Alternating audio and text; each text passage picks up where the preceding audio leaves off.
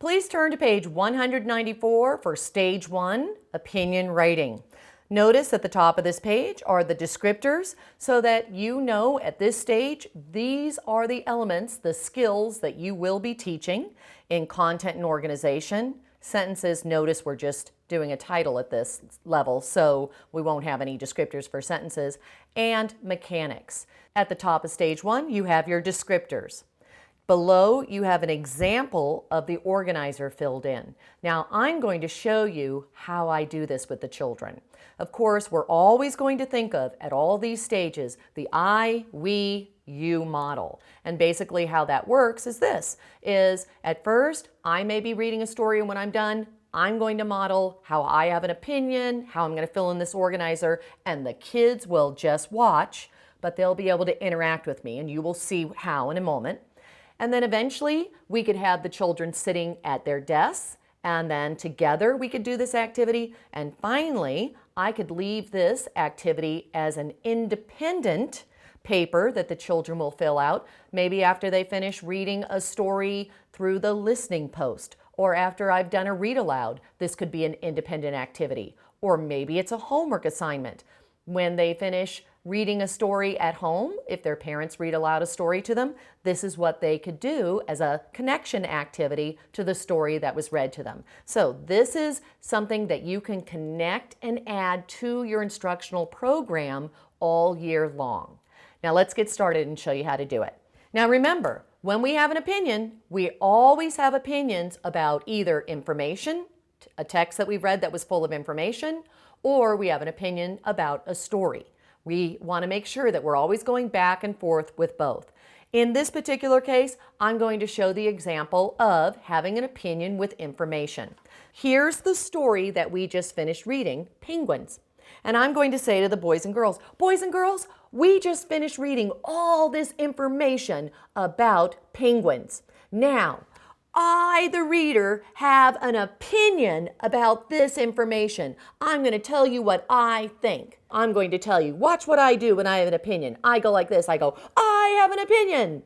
This book is filled with very interesting and unusual facts. Now that I've given you my opinion, you need to do the following, because this is what happens when you give your opinion.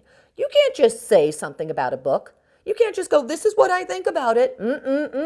When people hear you have an opinion, this is what they do next. I just said, I have an opinion. This book is filled with interesting and unusual facts. I tell the kids, watch what you need to do. And I tell them, put your hand out like this. Put your other hand like this.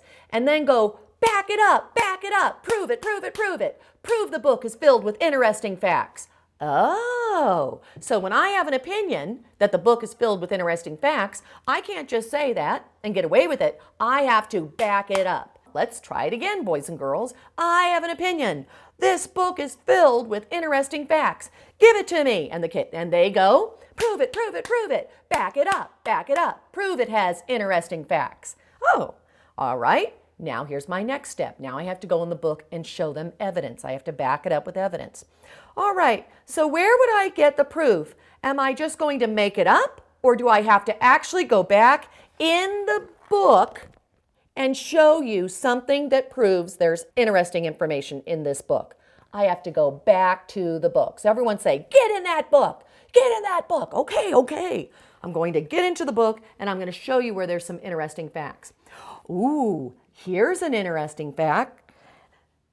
And then I'm going to show them. Here's an interesting fact. Look at the picture right here.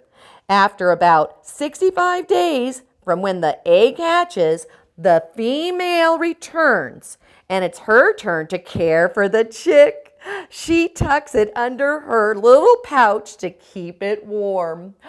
So the mother penguin is going to keep her baby warm because it's still too little out in that cold by putting it underneath in between her legs in her little, like a little pouch. That is so wonderful. What a great fact that is. I need to go to my page and now I'm going back to my page and I'm going to draw a picture of that proof.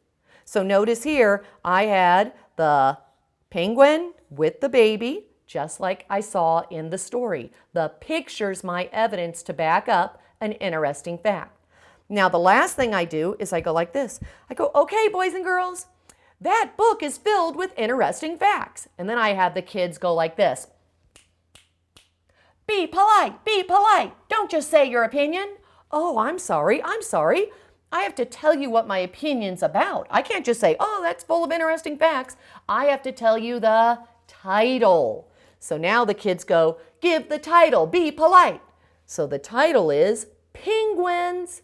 Now I'm going to go to my page and I'm going to write the title out. Once I have the title and then I have the picture, then I can go back and say, boys and girls, watch me. I'm going to say my opinion now. Ready? I have an opinion. In the book Penguins, there were many interesting facts, like the mother penguin kept her baby chick warm by putting her between her legs. There's my opinion. After I put all that information through a picture and the title, then I went back and I orally rehearsed my opinion. I want the children then to turn to each other and say, I have an opinion. Penguins is full of interesting facts. And then do exactly what I just said. The mother penguin keeps its chick warm by putting it between its legs. I have the children not only understanding what elements they need, an opinion, what it is, backing it up with evidence, a picture, and then knowing to be polite, give the title. You can't just say an opinion, you have to say what your opinion's about.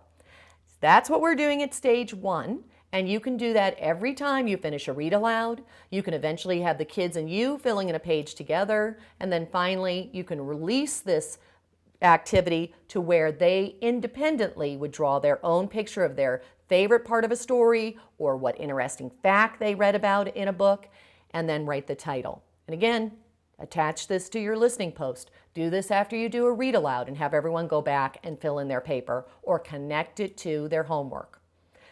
That's stage 1. Let's move on to stage 2, where we're going to add even more.